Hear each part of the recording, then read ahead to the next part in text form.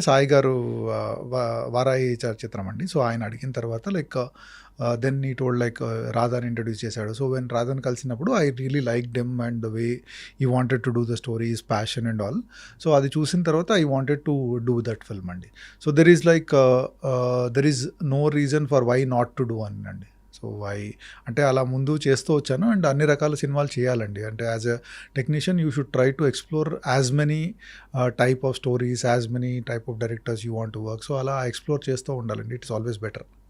Feedback మీకు ఎలాంటి response వచ్చింది ఈ సినిమా విషయంలో? మీకొచ్చిన అప్రిషియేషన్ ఏంటి? అంటే సినిమాలో one of the major purpose of this film is to launch Kireeti అండి. And I think we're 100% successful అండి. అంటే ఇప్పుడు ఎవరు చూసినా కూడా సినిమా గురించి ఫస్ట్ మాట్లాడేది కిరీటి గురించి అండి. So as a team we're extremely successful in doing that అండి. So that is the biggest appreciation for us అండి. ఓకే. అంటే సినిమా చూసిన వాళ్ళు ఇది పర్ఫెక్ట్ లాంచింగ్ అంటున్నారు. Yes, definitely. ఒక షో రీల్ అంటే కిరీటిలో ఉన్న స్ట్రెంగ్త్ ఏంటి అని ఈ సినిమాలో తెలియజెప్పడానికి చేసిన సినిమా లాగా అనిపించింది.